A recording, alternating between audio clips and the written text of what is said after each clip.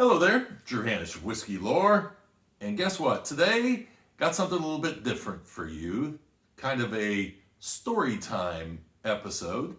I am, of course, the author of Whiskey Lore's Travel Guide to Experiencing Irish Whiskey, and also the Travel Guide to Experiencing Kentucky Bourbon, and I've been working on a book on Tennessee whiskey history, but while I was taking a breather and looking down through my feed on Facebook, I noticed that my local bourbon group, somebody had posted a picture of a sunken ship.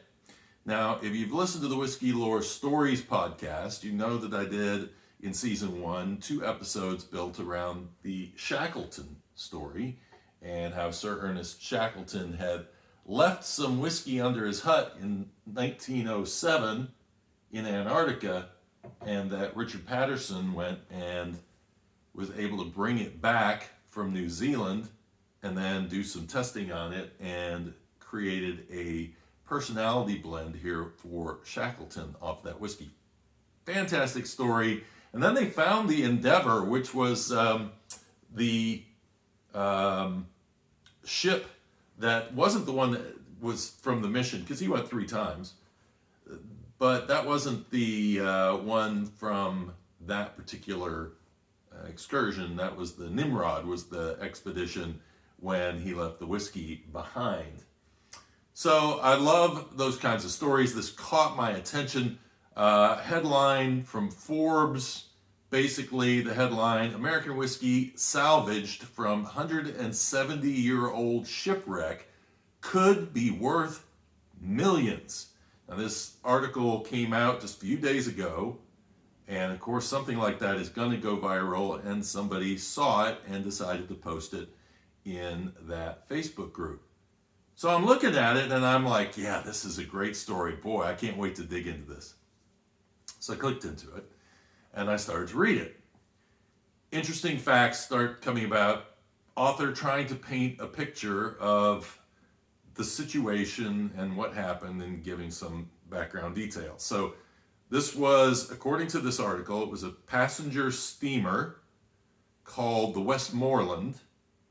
It was unfortunately caught out in a gale and on an ill-fated evening sank, and 17 souls were lost. 280 barrels of whiskey went down with this ship. And the author goes on to estimate that this would be around 56,000 bottles worth of whiskey, and that it sunk somewhere near Traverse City, right off the coast of Michigan. So let me get my map right for you. Traverse City would be right up here. And so I'm like, this is really interesting. I want to learn more about this. Well, there was a link in it to the Mirror out of London. Apparently, it referenced that as where it had gotten some of this information. So I clicked that link. I'm on a hunt now. February 6th. Now, the Mirror has a story. It says, ship that sank with 16 million pounds worth of gold, pounds as in English currency, and whiskey could reveal treasures 150 years later. Then it goes on to talk about a 200-year-old ship.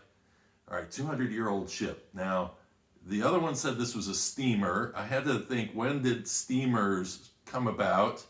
And so 1823, yeah, they had ocean-going steamers at that time. They were paddle steamers at that time. And so I'm like, okay, maybe possible, but questions are starting to come up in my mind. I'm like, some things here are starting to feel a little strange. So there's a man named Ross Richardson. He hunts through the Great Lakes for shipwrecks, and he's found quite a few. And this one he found in 2010. And there's lots of lore about it. I'm originally from Michigan and a big fan of Gordon Lightfoot, by the way, and the wreck of the Edmund Fitzgerald. And so I have a fascination with the Great Lakes and shipwrecks. And so I thought, well, this is really cool. Interesting. He found the ship near Platte Bay in Michigan, which again was that area that I was showing you by the old Michiganders handy map that goes with them everywhere they go. And so basically this article now says that Ross is wanting to bring the ship up. He's having trouble getting the permits. Permits can take years and years. It's already been 13 years since he discovered the thing. And while he wants to, because this is a pristine shipwreck, he wants to be able to bring this thing up and put these artifacts into a museum, and that the gold would be really interesting to get. He actually is after the whiskey, and that because this is near Traverse City, you know, there's some distillers, and that's the reason I have Traverse City whiskey here showing, that might be interested in helping to bottle that whiskey and get that whiskey out for people to taste once it finally comes up. And the article goes on to say that there were 280 barrels, so same number. In this particular case, though, it goes a step further and says that it was bound for soldiers at Mackinac Island. More questions raised, because I've been to Mackinac Island, and I've been to Fort Michilimackinac, which is the fort, and it is not on the island. In fact, it's really cool. If you get up to Michigan, you get to the, again, up here, you got, you know, Upper Peninsula here, and then Mackinac Island's right here. Very interesting place. And you take a ferry to get to it from the fort, and the fort is here. So you go up and you actually ride out under the Mackinac Bridge, which is a 5-mile span bridge that takes you from the lower peninsula to the upper peninsula. And then when you get to Mackinac Island, they don't allow cars there. They haven't since the first decade of the 19th or the 20th century. And so you basically get around on bike. There's a grand hotel there. It's like the Great Gatsby. It's really, really a cool place to go check out. And so I've got this all in my mind, and I'm thinking, okay, something's not washing here, but maybe they made an innocent mistake. This is, you know, I don't expect people in England to understand the difference between Mackinac Island and the mainland and where the fort might be.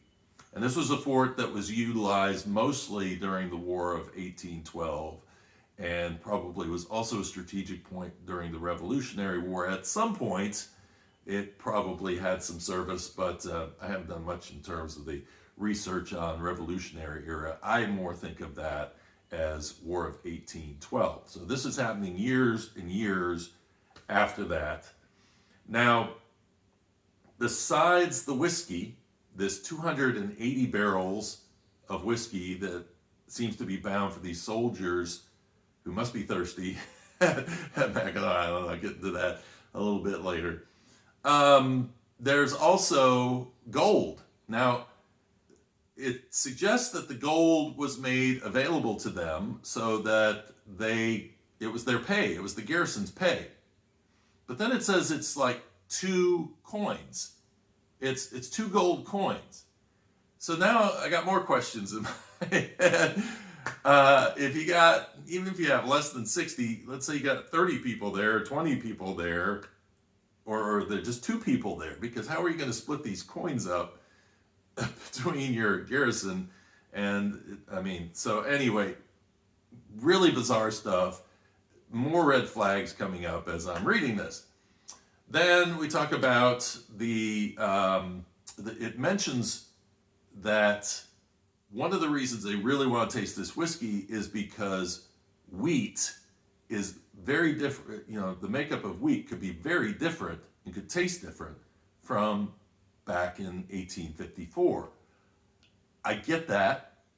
I'm wondering why they suggest wheat, because wheat is not something you normally distill 100% on its own. But I mean, there are wheat whiskeys out there, but they're usually a little corn to help it out here or there. But anyway, I thought that was kind of interesting that they leaned towards wheat. And then Ross chimed in with, well, there were differences in the genetic makeup of corn back then. So now all of a sudden I'm getting corn and wheat. Okay.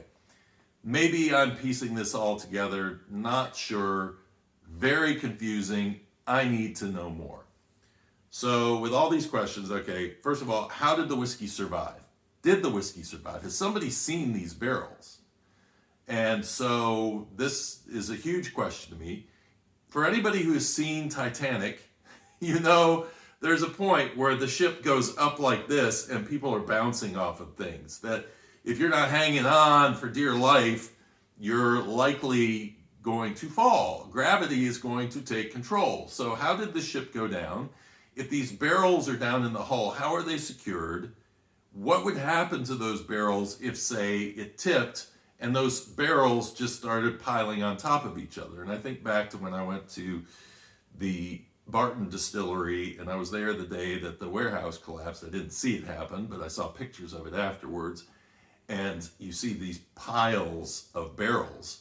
But you also, another part of that story is the fact that while you don't see a lot of crushed barrels, there likely were crushed barrels underneath because some of this bourbon got into the river and killed the fish.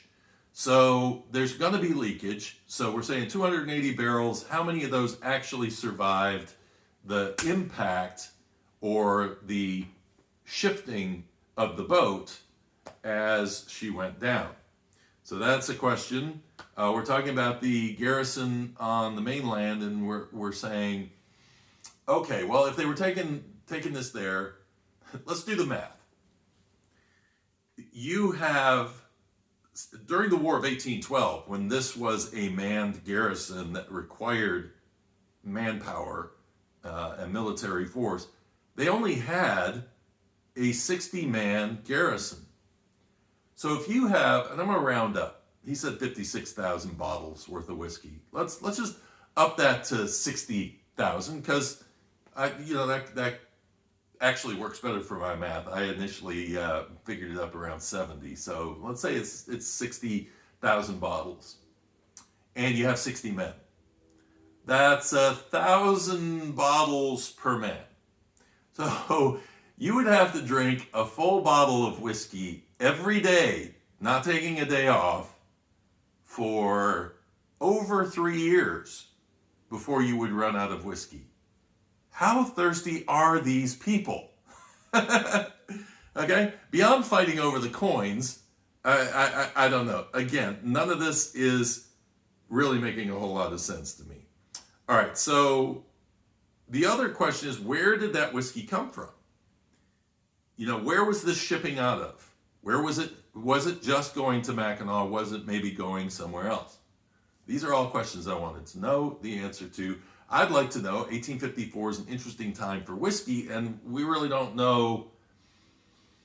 The H.H. Schufelts and the rest in Chicago were still down the road, but there were some smaller distillers in the area and probably a lot of farmer distillers. But we're talking about a lot of whiskey in bulk that is being put on these ships. So lots of questions coming my way. Took me about 5 minutes before I started finding the answers to a lot of this. So I want to share the story with you of what happened to this ship, the origin of this ship, the whiskey. Where did the whiskey come from? And what can we expect when this ship is brought up? So the first place I looked was I did a search on Canadian newspapers in 1854. I wanted to see the story of the shipwreck. Tell me what happened. I need generally to know. I'm not looking exactly for specifics when I start a search. I want to get a baseline. And one of the main things I want to know is, what was the port of origin of that ship? In other words, wherever that ship came from, if there were survivors, those survivors would go back home to their home port. And then the newspapers there would cover it in a lot more detail because they'd have the actual people there who were a part of the ship and have the time to be able to do that. So in the Canadian papers, I found the story in the Hamilton Spectator and Journal of Commerce, and that is in Ontario. and they gave a very concise story of the shipwreck. Now, the vessel was owned by Ellis Petrick and Company out of Buffalo, New York. Okay, so now I have a city to focus my attention on. It was a propeller ship, not a paddle wheel, which means those didn't really come about until the 1840s. So we know this ship was not built in the 1820s.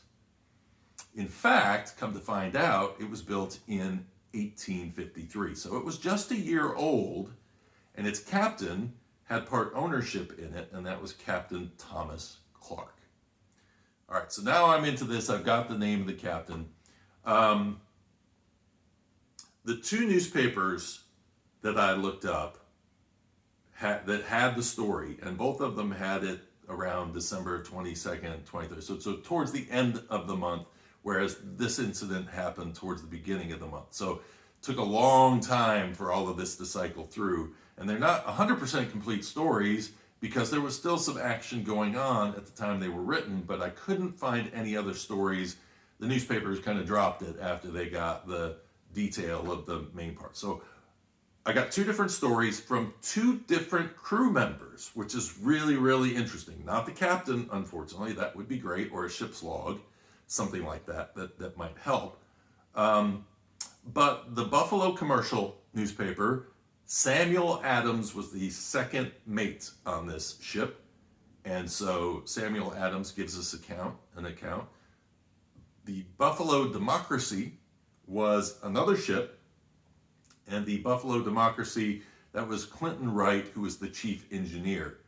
So both of these guys gave stories and told everything about these ships that we really would want to know about the incidents and how they happened. And it was fun actually having both stories side by side, because some paid attention to some detail and others paid attention to other detail. Plus, when it came to the lifeboats, they were on different lifeboats. So this gave an opportunity to kind of see a wider view of what happened with this particular shipwreck.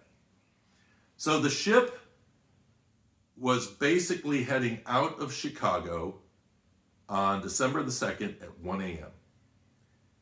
Its first destination was Milwaukee. So it's on the way to Milwaukee. It's going to pick up some more supplies, and then it needs to head up to Port Washington, which is just north of there, pick up some more supplies, and then it's on its merry way. Now, it says, one of them, I forget which one, says that Buffalo is the final destination of this boat. So they're picking all this stuff up and they're on their way. It makes sense they're going to Buffalo because that's their home port. So December 2nd, it leaves, gets to Milwaukee around noon, picks up supplies, then it starts heading out to sea. Now it gets a little sketchy in the detail here between the two, because one was very concise and the other one tried to embellish a little bit. But the gist of it is, between December 4th and December 5th, they were trudging through a lot of ice. And it was hard going, and it was really hard on the ship. So by the 7th, by the 6th, they are not only dealing with all of this ice on Lake Michigan as they're heading north, but they also have a gale and a snowstorm that is pounding in on them all of a sudden. And the ship is starting to take on water. But they got bilge pumps, and the bilge pumps are pumping the water out. So they're fine at this point. And I cue the Wreck of the Edmund Fitzgerald, because I'm starting to feel it. You know, we know the ship's going down at some point. Anyway, that was, everybody went to sleep on the 6th, nervous, but still not panicking about anything. But the next morning, things weren't looking too good. The gales were still pouring in. The seas were, the lake was choppy, and now we got a real problem. And the captain actually tells them to prepare the lifeboats just in case. Now what happens is the bilge pumps are not pumping the water out fast enough. They're having a real problem with that. So they're about 2.5 miles from South Manitou Island. Now, South Manitou Island is just off the coast here, not too far away from the mainland of Michigan. And there's a lighthouse there, and they can see the lighthouse. They're close enough that they can see the lighthouse in this storm. But the issue is that they're basically running on steam powered by coal. So they have fires going in the hull, and they are trying to keep these things lit. But the dampness has been causing problems. Well, all of a sudden we get to 10 a.m. and the dampness has put the fires out. Now there's no way to power this ship. And the gales are still coming in from the north, and the undertow is dragging them out. So they're getting further and further away from any safe place. Plus, they're on the wrong side of the island, so they're not going to be able to get around to where they need to go. Kind of reminds me in terms of Shackleton, South Georgia Island. You're on the wrong side of the island. What are you going to do? There's no mountain traversing in this, though. If that confuses you, go listen to my episode on Shackleton. But anyway, we're in this situation, and by 2 o'clock, it's just too bad. The ship is really starting to ride low in the water, and it looks like it's coming to an end. So the captain orders them to start filling these 3 lifeboats. He gets in the first. So all of this, and I've heard this before, but this whole thing about the captain goes down with the ship, it's BS. It's not always been that way. It's not, I don't know where that came from, but I've heard many times that the captain always seems to survive. If you think about it, wouldn't you want the most able people on those lifeboats? I mean, so what you would think is, let's put the first mate, second mate, and the captain on these 3 different boats, which is basically kind of how this all got divvied out. So they call it a yawl. I'm not sure, what the difference is. I think it's bigger than a lifeboat. Captain Clark, 5 crew members, 2 passengers get on there, and they shove off. Second boat, Paul Pilkey is the first mate, and he helps load people onto this second boat, which is a lifeboat. So I'm assuming this is a little smaller. The first mate, 4 seamen, 3 Germans, 2 passengers. Actually, it's probably bigger because that's a lot of people on one boat. All right, so now these are both lowered into the water, and they're starting to go out. Third boat. Now the second boat apparently was holding somewhere close, whereas the first boat was already making its way towards the beach. Storm still raging. Now the third boat. They're starting to load the third boat. And just as they're getting ready to drop it, the ship, the main ship, shifts. They get caught in the chains, and it upsets the lifeboat. The people who are tossed into the water are lost. I mean, that's just lost immediately. Whereas Samuel Adams is actually able to leap off of that. He's clinging on for dear life and leaps onto the second lifeboat. And so he is saved, and that ship is now full. There's nobody else they can put on it. That little lifeboat, they can't do anything else with it. And they just barely get away from the Westmoreland. And they look back and they can see the remaining people on board hanging on to the arches. The way the ship is, it's just basically, it looks like a canoe, actually, in a way, with a flat deck. And then it has these 2 wheel-like arches on both sides of it. And so these men are clinging on to it. And all of a sudden, the hull separated from the cabin, and she went down. And the lifeboats were not that far away. The lifeboats end up getting to shore. The first boat arrives, they're fine. The second boat upends, and two of the people on that smaller boat are lost and drowned. The rest get back into the boat and make their way the rest of the way to the shore. And so this is all, out of 33 passengers, 17 perished in this. You've got these, they're all on board. The captain decided to stay with the group. There was some splitting up, and 3 men went down to the, what is the name of the town? Manistee, I think. They went there, caught a boat, the Whirlwind, to Racine, Wisconsin, and then this is where the story ends. So, as far as we know, I don't think anybody else perished from that.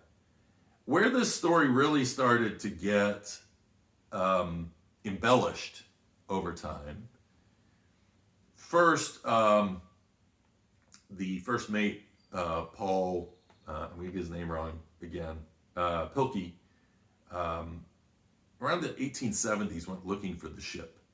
And there was rumor that he had actually found it. But nobody knew whether he'd actually found it or not. Now, it was in a pretty hard to find spot. Over the next, probably by the 1930s, I think it was, the next expedition went out. And then it became like every decade you had somebody going out looking for this. And somehow the story built of treasure and whiskey. And it wasn't until 2010 when Ross got out there and was able to find the boat, and then he filmed it. So now I know there are films. I'm watching his film. He has a little documentary thing. It was part of the article. But kind of fuzzy. It shows his first time going down into the boat. So I've looked online, and there's been a lot of people actually who have gone down. Now that we know where it's at, there are a lot of people who have gone down, including a guy who had a pretty nice high definition version. He was going through all parts of this boat. I don't see any barrels. I see a lot of wood, but I don't see a lot of barrels. They don't look like staves. So I'm thinking, where is all of this whiskey that we're talking about? And I did send an email out to Ross, and when I hear back from him, because this wasn't enough time for him to respond, really, I asked if he knew anything about the barrels, if he'd seen barrels, and if there were any markings on the barrels that might give away what their contents were. And the reason that I say that is that I wanted to know what the contents were was because as I was doing my research and as I read these two different accounts from the two different crew members, both of them gave basically what was on board that ship. It wasn't necessarily a passenger ship. This was a regular route between Buffalo and Milwaukee and Chicago. There's no mention of Mackinac Island in there. So not sure where that came from. Maybe it was stopping off there, but I went back and found earlier accounts, and none of the earlier accounts mention Mackinac Island, but they always mention Milwaukee. They sometimes mention Port Washington, and they always mention Chicago and Buffalo. So I have my doubts on that, but I'm not going to say I'm ruling out the fact that maybe they were headed for Mackinac Island. Again, we think about what military would want their soldiers drinking a bottle of whiskey a day. So that's another thing to keep in mind. Here's what was on the ship. Both sailors gave the same general cargo for these ships. They had 28,000 bushels of oats. They had many sides of beef, which I don't think I want that. You can leave that on the ship. I'm sure it's probably gone by now. Grass seed. They had grass seed on there. And when they left Chicago, they had 332 barrels, beer barrels, BBLS. This is something I find in doing my history research, is BBLS means beer barrels, and whiskey was often shipped in beer barrels. So we know it's come from Chicago. Now I'm thinking Chicago, distilleries. No. What was coming from Chicago were 332 beer barrels of flour. Okay. So interesting that the guy at the Mirror said wheat, because he didn't know how accurate he was that there was wheat in these barrels. But they made a second stop. What did they pick up when they went to Milwaukee? 500 beer barrels of flour. Can't make this up, folks. Somehow we got whiskey out of flour. Now, the only thing that I can find in this that may lean towards maybe some kind of a whiskey connection is that in Buffalo, New York, I found that there was a whiskey rectifier by the name of Thomas Clark. Is it the same Thomas Clark? Were these supplies being brought back maybe for distilling? Oats could be used for distilling. Flour probably not used for distilling. I don't know, but it doesn't seem right to me, especially since Thomas Clark, the rectifier, was advertising rye whiskey. So I definitely have my doubts on that one. Interesting, while I was doing this research, by the way, come to find out, because one of the things I thought about Mackinac Island, I was like, well, let me do a little research and see why people would be going to, because maybe if they were taking it to Mackinac Island, there's a Grand Hotel up there, beautiful place, Great Gatsby-ish kind of a place. When was that built? Well, that was built in 1887, so that wasn't around. And then if we look back a little earlier than that, I found stories about how that area, Horace Greeley, the guy who said, "Go west, young man," and was a newspaper man, actually took a boat up because this was an era in the mid-1840s of sea monsters, and everybody was looking for sea monsters. And Horace Greeley said he thought he saw a sea monster up there at Mackinac, and so that is probably maybe that drew some people in, I don't know, but not enough to drink all of that whiskey if that actually were there. So this experience has been very interesting for me, and I hope you've been enjoying a whiskey while you're here. Thanks, Bourbon Lens, by the way, for the nice drinking glass. This is one of my favorite just regular, rather than a tumbler, if I'm not doing nosings and tastings, but I'm just enjoying a whiskey. The Kentucky Bourbon Trail has a glass like this, and this actually says Kentucky Bourbon Trail at the bottom, but also their logo there too. Another fine podcast if you want to listen to that. But, and this is Shackleton in here, by the way. But this is what, I guess my conclusion to this is, first of all, keep your antenna up. I don't trust newspapers. I don't know why newspapers don't reach out to people like me who research this stuff and make sure that what they're speculating, because there's a lot of speculation in both of these articles. And I get it. I totally get it. When you're writing an article, and you have somebody who's been hunting for this, and their assumption is that there's whiskey on this boat, and they tell you that, then you have a quote, and you have something you can put in your footnotes, and you can say, okay, this is the person I'm referencing this to. Fine, but is that actually true? Because we all have little stories, and apparently through the 20th century, this story got embellished and embellished and embellished, until now we're not really looking at the facts anymore. We're now looking at the lore, which is the whole reason for whiskey lore.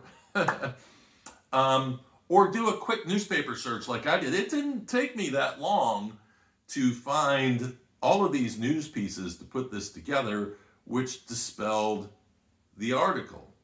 Now, maybe that goes against the idea, and maybe this is why I don't have enough clickbait headlines on whiskey-lore.com, whiskey-lore.com, because I dispel these things rather than putting up nice clickbait headlines to draw people in.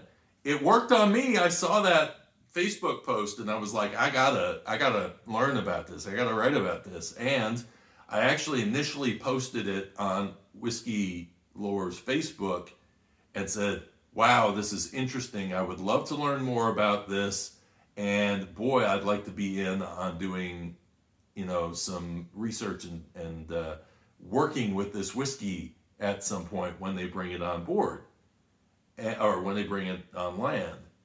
And then it was about, I got buyer's remorse and I said, I can't do this. I have to really know what I'm posting about. We mindlessly post stuff all the time that sounds interesting, but we don't know if it's true or not.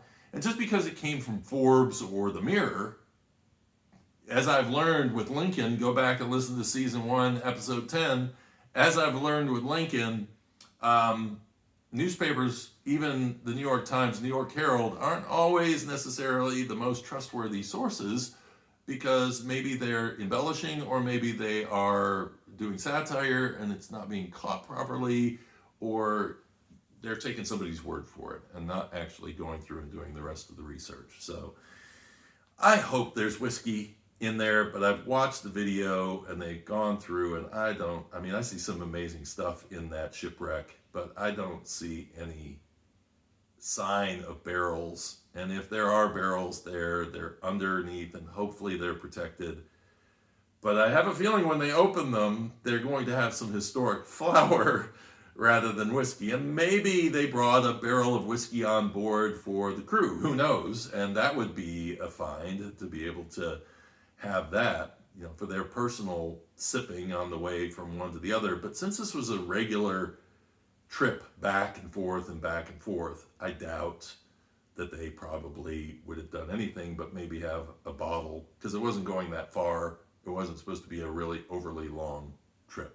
So, lessons learned from this one, and I hope you enjoyed this. Kind of an interesting Friday afternoon / evening. Sit back, relax, have a whiskey, and learn a little bit about history and see how history evolves and devolves sometimes in the way it is covered. I hope you have a fantastic weekend, and remember, if you want to listen to Whiskey Lore podcast, I do plenty of these on Whiskey Lore Stories. I tell these stories. I just wanted, because I'm in the middle of the Irish whiskey history season 6 right now, I didn't want to break that up by throwing in something about Lake Michigan, but this is just a fascinating story and one that I felt like I needed to tell. So I hope you enjoyed this, and if you want more information about Whiskey Lore, go to whiskey-lore.com. Until next time, cheers and Slainte.